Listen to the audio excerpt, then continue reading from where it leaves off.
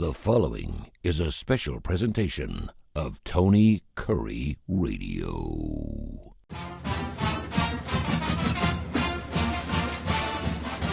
Hey, welcome back to the UAB Director's Chair. It is called the Director's Chair because he's the athletic director of those UAB Blazers. Getting after it, Mark Ingram. Mark, how you doing, brother? What's going on? I'm excellent. Thanks, Tony. Excellent to have you on here. We missed you last week. I know there was a lot going on. Killer crowd, by the way, at the Memphis game on Sunday. Unfortunately, kept a little short. You just hate games like that where you're leading the entire way. It just feels like if you can just hold on to the final bell, you're going to get it. Next thing you know, you're down by 2. It turns into 10.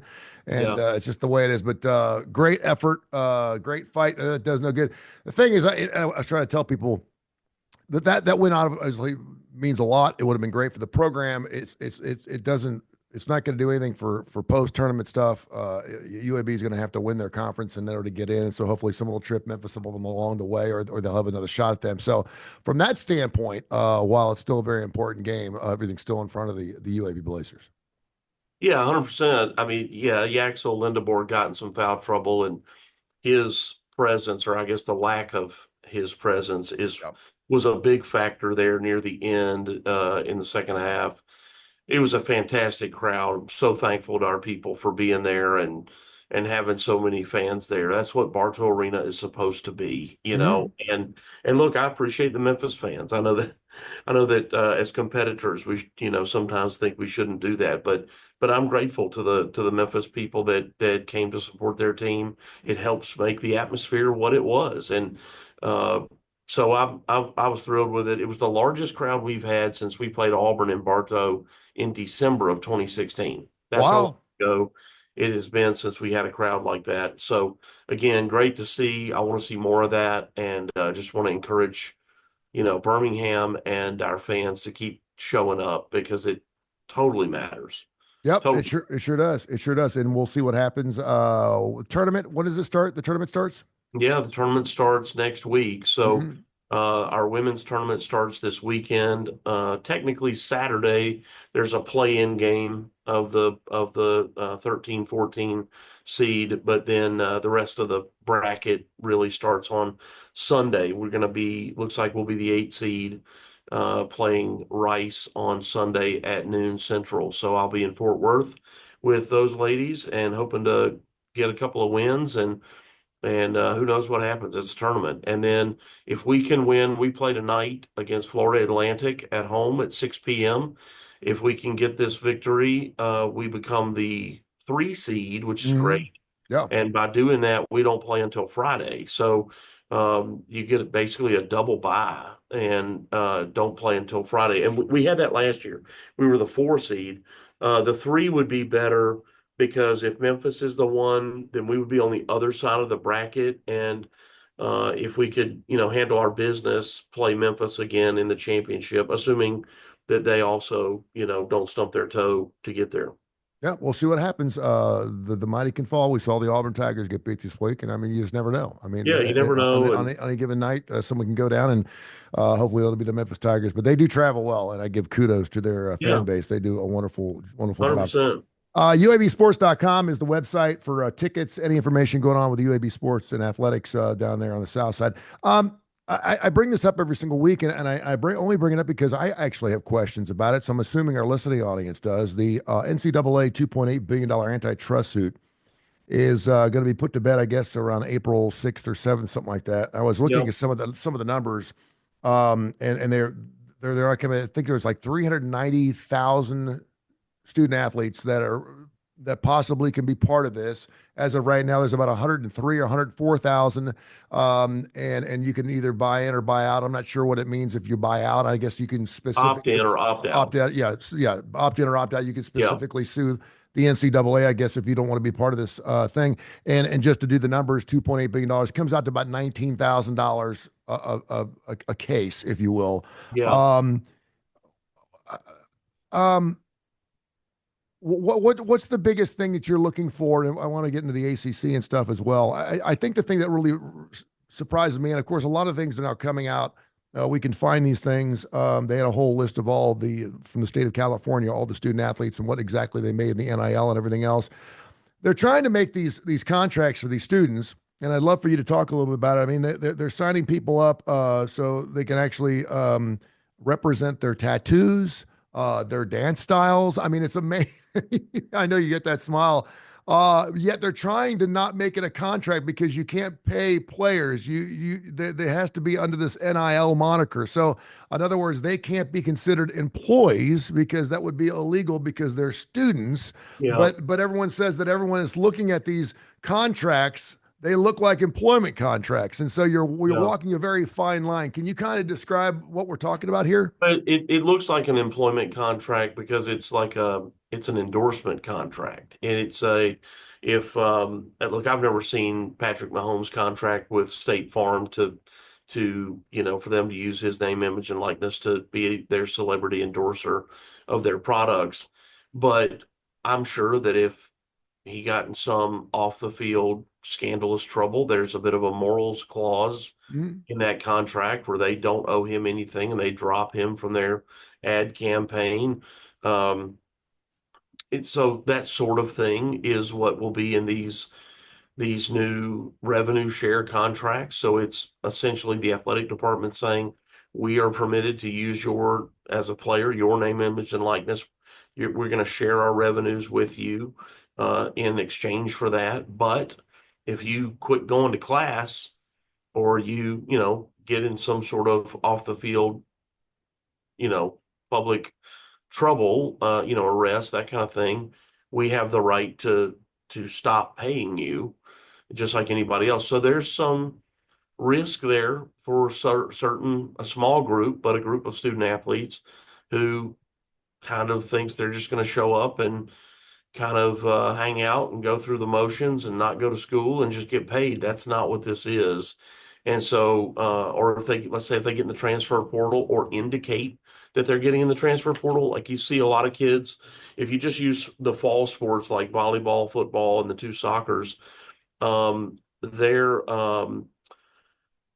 fall, they have a transfer portal window at the end of their fall semester.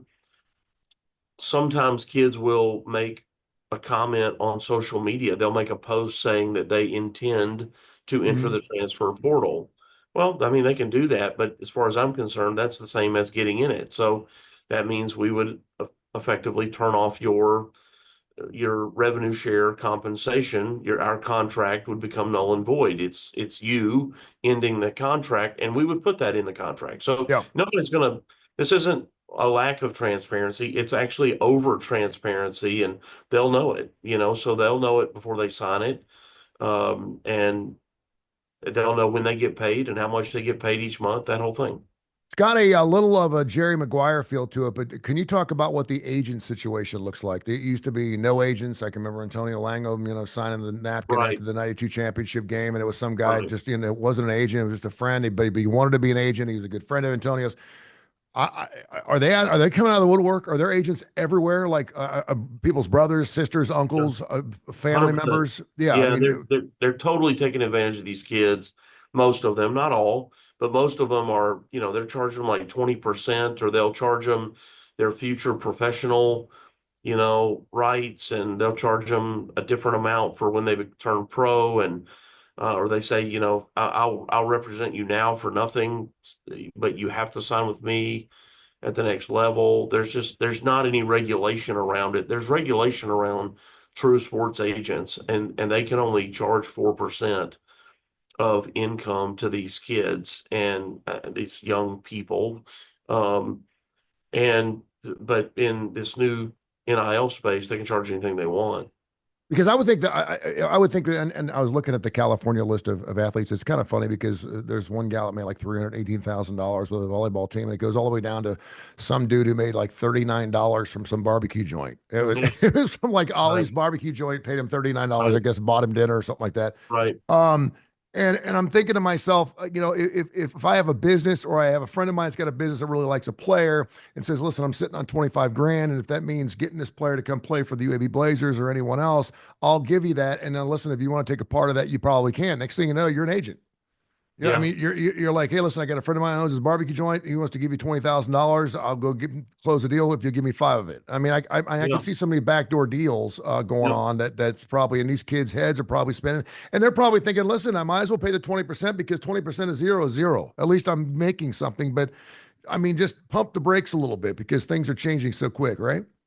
Yeah, for sure they are. And again, the young student athlete doesn't know what they're getting into. They get Hmm. excited about, they hear a story about some person that got a bunch of money, or they think they got a bunch of money. They think they're going to be that person. They're going to make all this money. The agents tell them exactly what they want to hear. These are smart people through trial and error have realized what are the trigger words. You're going to get rich. I'm going to make you rich, whatever it is. And here's the other really sad thing for these kids is they'll get into the transfer portal. The agent will reach out to them and say, Tony, if you get in the portal, I can get you $200,000 from a school in the SEC or the Big Ten. Hmm. You play whatever, right guard, and there's a market for that. I've got 8 schools in the SEC and the Big Ten who are looking for a right guard, and you fit the description of what they've told me they want. And you go, Right. I'm Yeah. not unhappy and I'm starting, but okay. And so you get into the portal. Well, here's what you don't know is he's told 30 guys that, Yeah. and there's 8 spots. Hmm. Now you're all in the portal and 8 people get them. Yeah. You think you're going to get that money, and then you go over to, again, wherever, NC State, and they realize you're not as big as they thought that you were, and you can't start here, or whatever. They met another kid that was one of those same group of 30. They met him yesterday and they offered him, and now that spot's not available. Do any of these real quick? Do any of these NIL deals include any escalators? Is there anything in there that can say, listen, we're going to pay you this, but if you perform at a certain level, you'll make this? Can you do Sure, of that? You course. can do that Yeah. too. Okay. Yeah. Oh, As it it's is today, these deals are with the collectives. They're not with the school, they're with the yeah, collectives. And so, but there's communication between the coaches and the collective as to what they need, and the collective and these agents, and what, back and forth. And so now 30 guys that play right guard are in the portal, and there's 8 spots. They've all been promised the same thing. Well, what do the 22 do? Well, I'll just go back to my school. Well, you think that, except you gave everybody a double middle finger on the way out, and you yeah, posted on social media, I'm out of here, you losers, and we don't want you back. Your team doesn't want you back, yeah, and so if they don't leave the right way, that's a problem. But let's say they did leave the right way. Hey, appreciate my opportunity here. I'm grateful. Wish everybody the best of luck. yeah.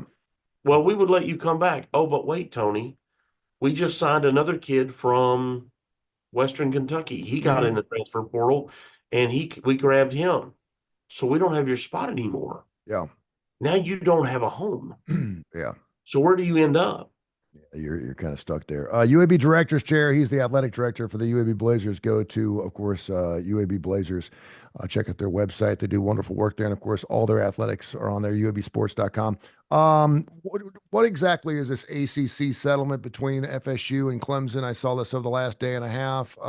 They obviously want to be recognized as the two big dogs in the ACC. What does that entail? What do they get out of it? Advantages, disadvantages, and how the rest of the ACC feel about it?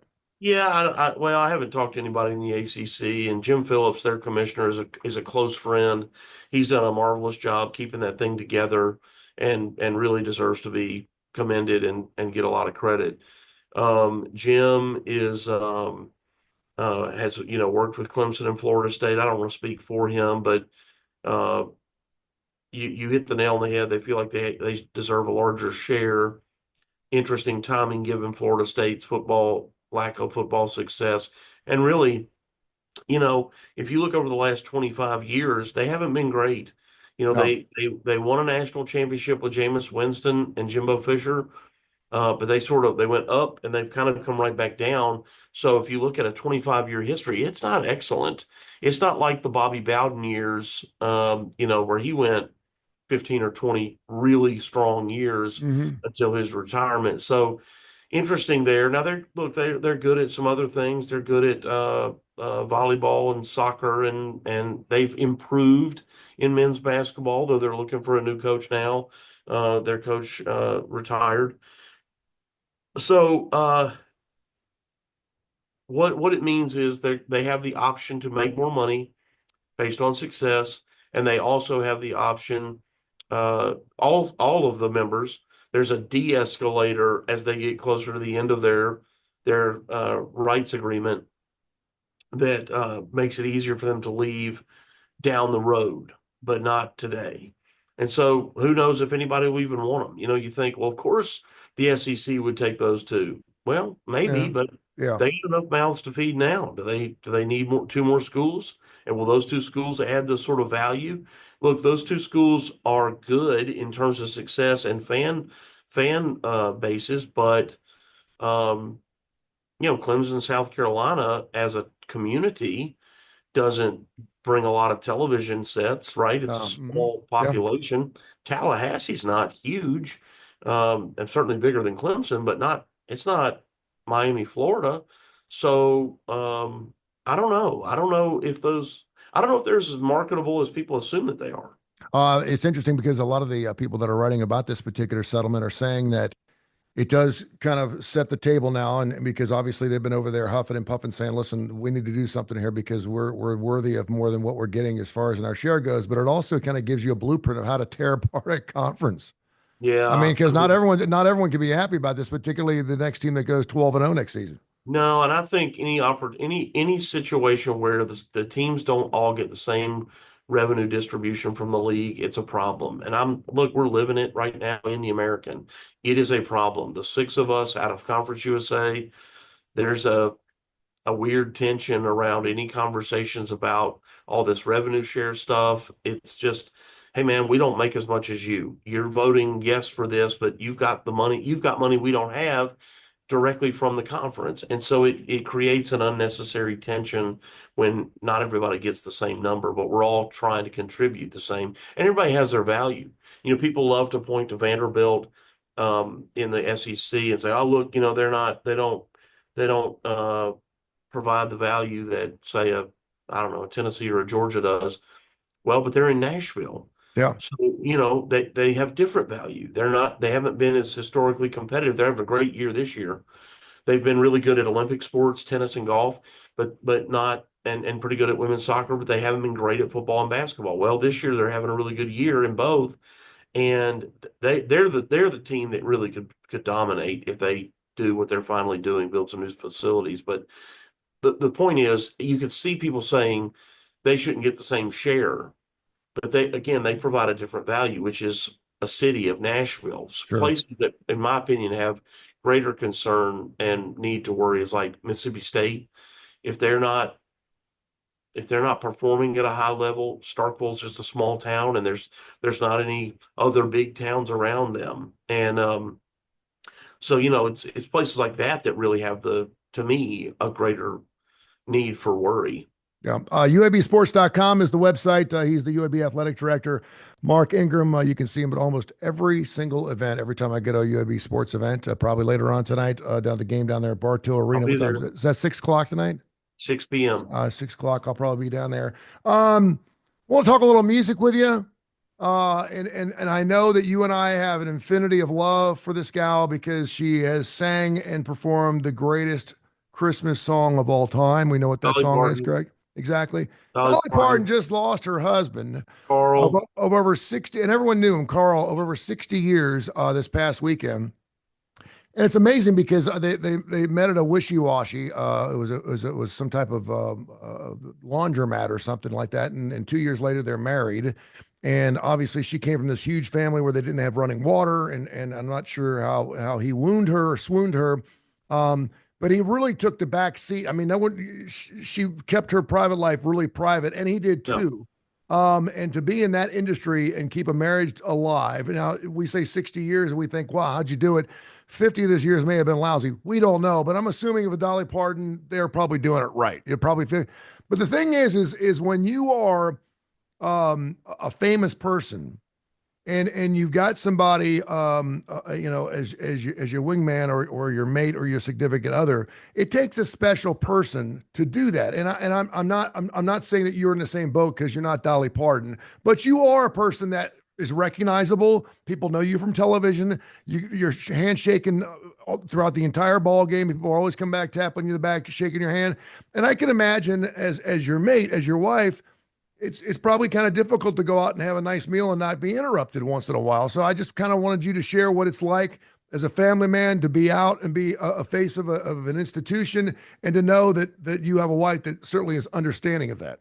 Yeah, and my wife is an extrovert herself, and so she has no problem, she can handle her own conversation with people. This is not tough for her.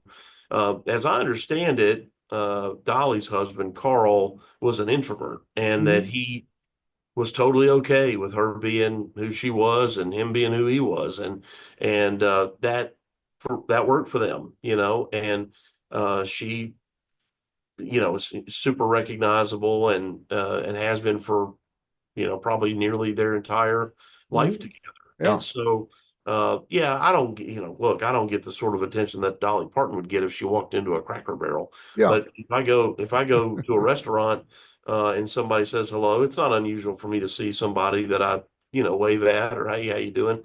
It's just a minute, it's not like they're coming at me for autographs the Yeah. way that they would, a person like Dolly. So, but yeah, it takes a person. I'll tell you more than anything, Tony. It takes a person with thick skin that to handle the criticism. There you go. So, my wife loves me. She cares about me. And when she sees people talking ugly about me, that's upsetting. And same with my children. That upsets them, because they know what this person is saying is not true. But they're saying it what seems to be, to the world. And, I try to just help them understand that, it's little people, really little people that talk ugly about you to make themselves feel big. Yeah. It's what they do. And I just say, look, they have this hole inside of them that they're trying to fill, and they think that insulting me or whatever helps to fill that hole that can't ever be filled. And it's just this resentment that they've not been, successful in their own It's life an insecurity somehow. thing. Yeah. It's very insecure, and Totally. yeah, it's I very, just try to help them understand, like, it just doesn't matter. yeah. It's not important, and doesn't mean those people aren't important. Just that they're just frustrated over whatever the same stuff I'm frustrated with. I want to win games, and they just that makes them feel good to say that whatever they've said publicly. But that's what it takes, really, a special person. It's not about positive attention or attention. To me, it's about the negative stuff. That's where it really takes a special person as a spouse to deal with that, because they're like, I didn't sign up for this. Yeah. I don't do that for a living. You do that for a living. Why are they yelling at me now? Yeah. I've had That's, people criticize my wife and my children for like the clothes they wear. see, I mean, that's messed up. I mean, It's that's crazy, just, and but people that's, do that. yeah. It's going to be really interesting. And gosh, I hope that I'm totally off here, but we always talk about old dogs. When one goes, the other one usually goes. Dolly was born back in 1946, so that would make her 54. So what, 78 years old, 79 years old. Wasn't Carl like 80 or 81? He was 82, I think. Yeah. Okay. And I again, she's so strong, she's so independent. I mean, hell, I didn't even know she had a husband until a couple of years ago. Right, She's been married right. for 60 years. You know what I mean? It's kind of like one of those things where there's some people you just never hear about their wives. I never hear about LeBron James' wife. I never hear Right. about Charles Barkley's wife. There's some people that are just so big that you just don't hear about their significant others, and you don't care. But to Um, that point, Tony, people thought that she was involved with Burt Reynolds, and mhm. thought she was involved with Kenny Rogers, and Yeah, which she, I think, wasn't. yeah. And but because she was so private with her personal life. Yeah. Great stuff, my friend. We're going to come down and see you later on tonight. Of course, we'll check in with you again next Good. week. Go get the Blazers. Looking forward to, of course, the big tournament coming up here. And go get them, partner. Go Blazers. Thanks a lot, Tony. Appreciate you, man. Go Blazers.